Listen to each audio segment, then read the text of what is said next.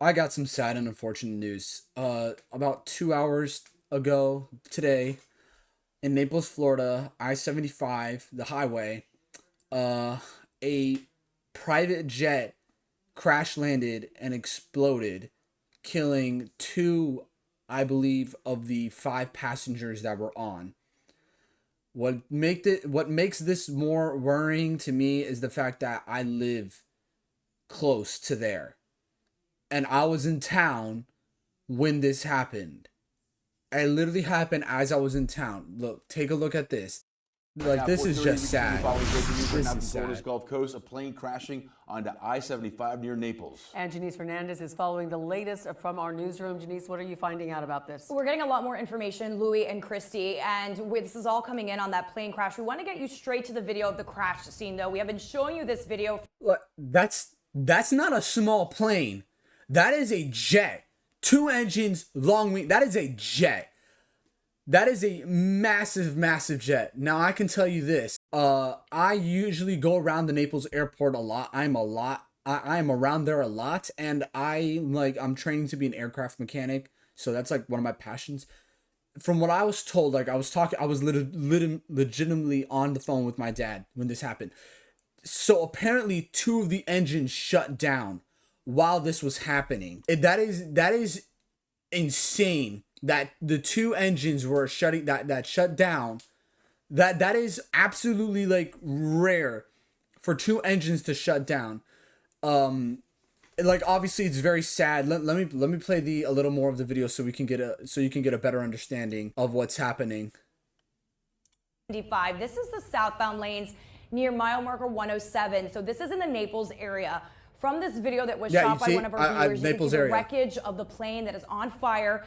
Also pay attention because you can see this is a twin engine plane, and that indicates that this is a small jet. And from what we're getting information from FlightAware, now, obviously, like, it's a smaller jet, but it's still a good size. I mean, look at the jet compared to the cars. This is out in the distance. The cars are closer to the one that's recording. That's a big jet. 22 people on this plane, but we don't know exactly how many people were on board. Now, the Florida Highway Patrol says that jet was trying to make a landing on the interstate. What we understand, there was some sort of issue with the engines when it tried to land on the interstate, but it ended up hitting a vehicle on the road and then burst into flames.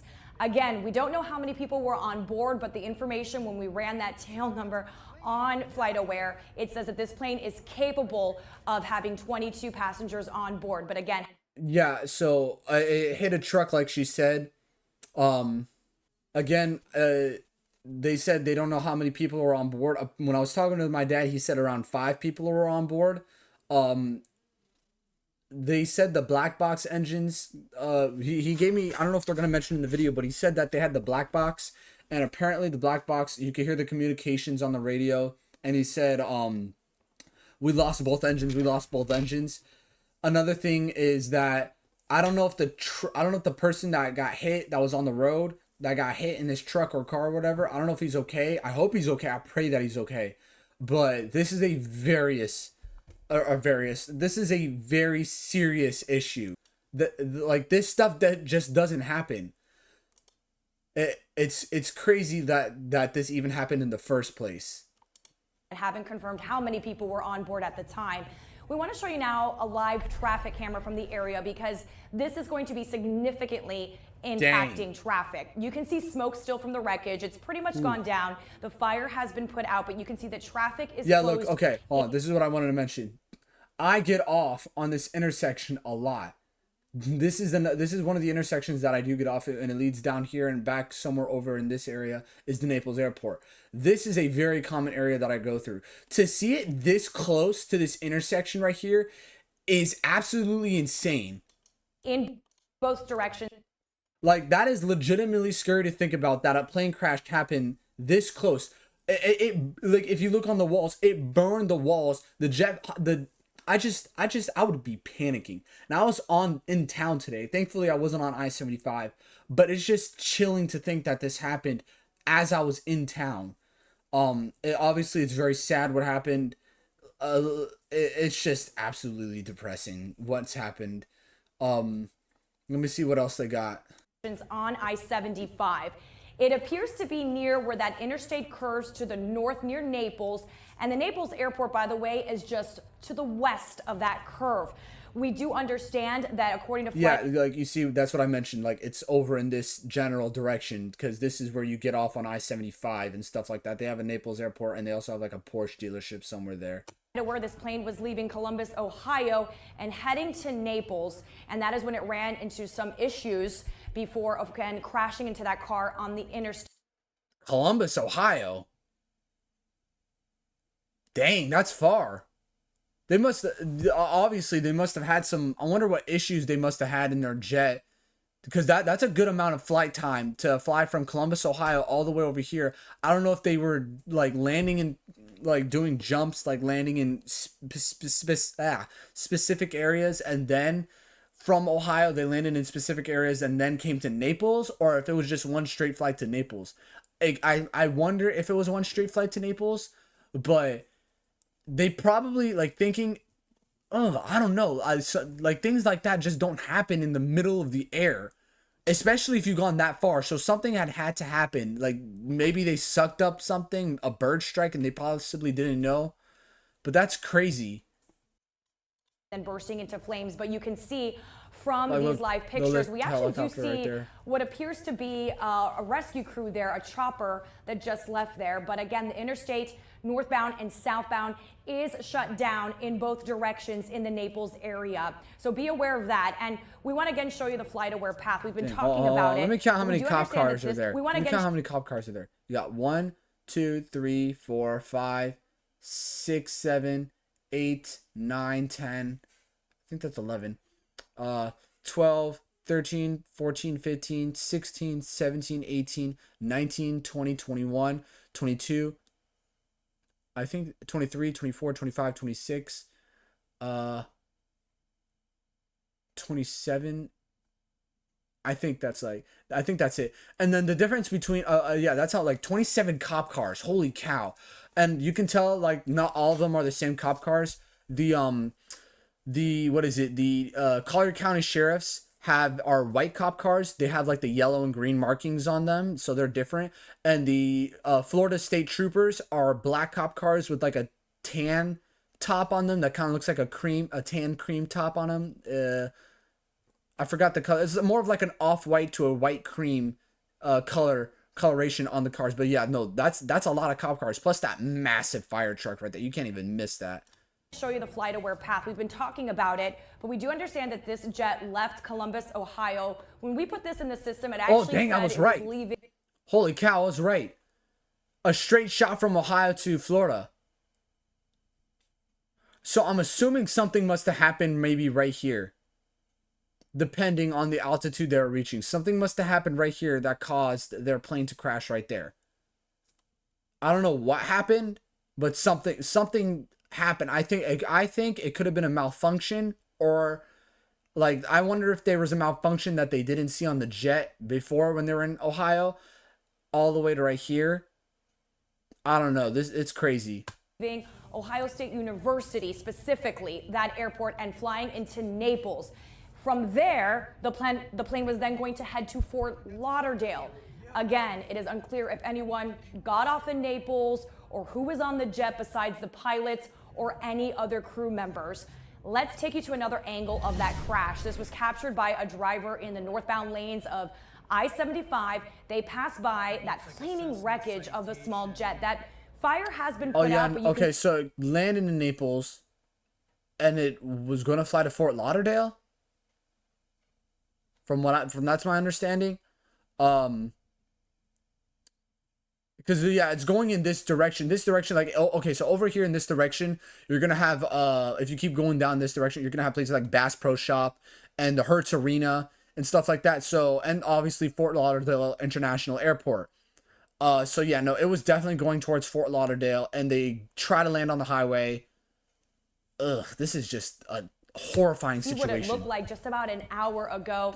And again, what we are hearing is that this plane was trying to land on the interstate. There was some sort of engine issue. That's why the plane was trying to land on the interstate, because it really wasn't far from Naples Airport. And that is when it unfortunately hit a vehicle and burst into flames. So again, this is all near mile marker 107, and that's where I-75 makes that bend, becoming Alligator Alley, heading across the Florida Peninsula. And that is why we are following this story so closely, because when it comes to Alligator Alley, eastbound, westbound, we know a lot of people go back and forth between the east coast of Florida and the west coast of Florida.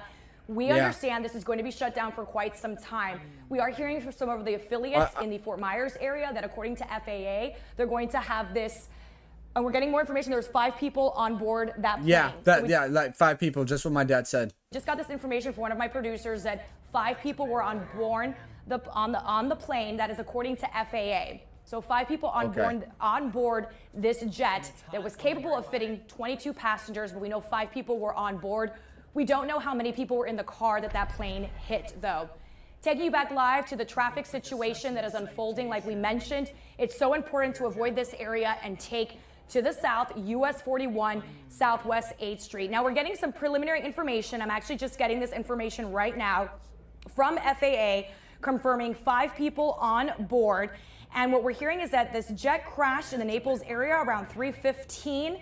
And right now the FAA. Yeah, no, I was literally, I remember I was at one of my I was at my grandmother's house, and literally I remember looking at the time, because I was looking at the time and it's like, I'm checking the time. I'm like, oh snap, it's 3 o'clock or 3:13. I gotta go.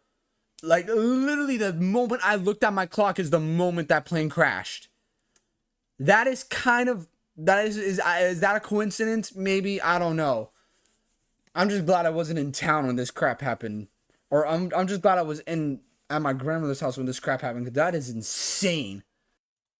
And right now, the FAA and NTSB is investigating. The NTSB will be in charge of this investigation. The FAA will post a preliminary accident incident report, usually in a day or 2. And of course, we have that registration number that we were able to. How many people survived, though? Because I don't want to go off of what just my dad said. I want to go off to how many people actually survived the plane crash. 24 hours. We know in these situations, not only does it take time to remove the wreckage, but they also have to investigate to figure out exactly what went wrong. So just to recap, 5 people on board, this plane crashing, southbound lanes of I-75, mile marker 107, northbound, southbound lanes are closed.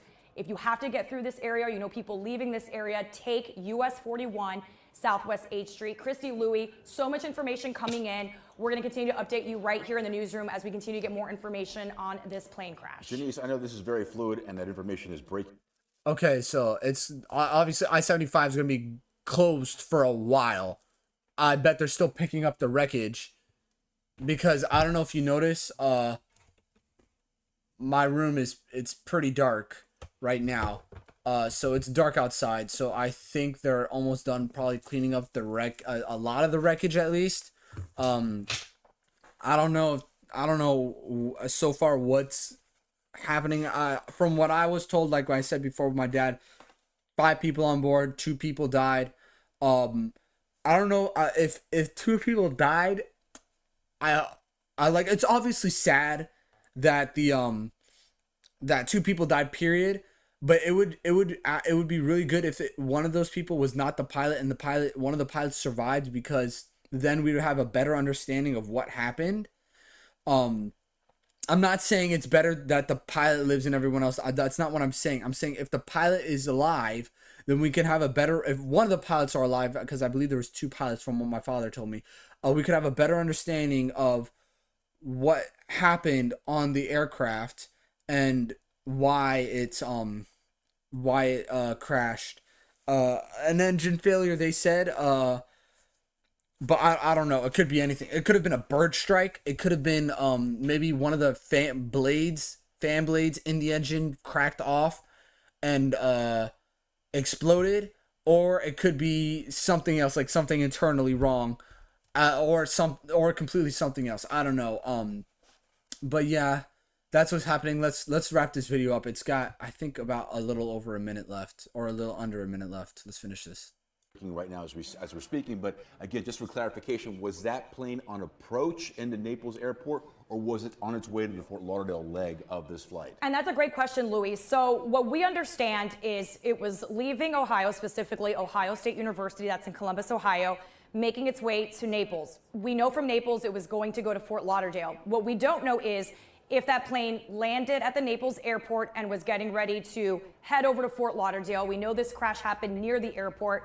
The other possibility is it didn't make it to the airport and was trying to land at the airport. So we don't know which leg of the journey it was on. The only thing we do know is that it was leaving or had left Columbus, Ohio, when it was either trying to land at Naples airport or had already landed and was going to head to Fort Lauderdale. Something happened where these engines were failing. That plane, no doubt, trying to make the pilot make that decision to land on the... Okay, it would make sense. It would make a lot of sense if both. It would make a lot of sense with both accusations, because one of them you have the Fort Lauderdale airport. They were trying to go to Naples, and then a crash happened. I don't think they were. I personally think they were trying to go to the Naples airport first, and then they were trying to go to Fort Lauderdale, because it doesn't make sense to fly all the way to Naples, and then here, let me show you the map.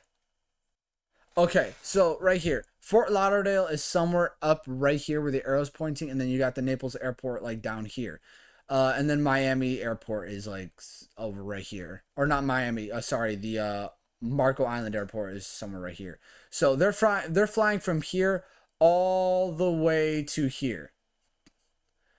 So they did a straight shot to Naples. They did not go to Fort Lauderdale, which is my theory. I wouldn't see why they would go to wouldn't see why they would go to they would go all the way down to Naples and then do a complete U-turn and then try to fly to Fort Lauderdale. Like, that doesn't make any sense at all. But that's my personal opinion. I personally think that they flew to Naples from Ohio State University, flew to Naples, and then something happened in Naples airport. There must have been something that happened in the Naples airport. Maybe after landing, they didn't check anything, and maybe one of the families were loose, or they hit something on the way, like maybe like a bird strike. A bird strike could be a very possible outcome to what happened. I personally think it was a bird strike as they were flying, because that's really close to the Naples airport. Like I said, when I was pointing in the direction, the Naples airport is literally like, if you're going in a plane at that speed, it's literally probably like less than 30 seconds away from where you're going, or maybe even a minute or more. So I personally think it was a bird strike, and then something happened, and then they crashed, and a couple people, and they passed away. I don't know if all the people passed away or 2 people. I personally think it was a bird strike. All right, let's finish this video off. It's got like a couple seconds left. And unfortunately hitting that car. So we don't know which leg of the journey, but we know 5 people were on board. So still a lot of information we are trying to gather, hoping to get more information from FAA and NTSB as well. Okay, we'll certainly check back with you throughout the afternoon and evening. Thanks a lot, Janice. Well, that's all I got for today. It's very sad what happened. I wasn't planning on making a YouTube video like this, but I just think this needs to be shared more, to show the severity of being very alert on an aircraft. One of the reasons I want to become an aircraft mechanic is to prevent situations like this. Like, I don't know if it was a bird strike or something that was mechanically flawed on the aircraft when it landed in Naples airport. Obviously my condolences, and I'm very sorry to the families that lost anybody on the aircraft. It is very hard and sad to see and witness, but it's just sad. Like I said, I'm sorry to the family that has to go through this, and if there's any survivors, I pray that the trauma from this gets fixed. I want the police to investigate further to see what exactly happened, so this can be prevented further, and make sure this does not happen again. But yeah, no, that's all I got for you. It's sad, but thanks for watching, and yeah, see ya.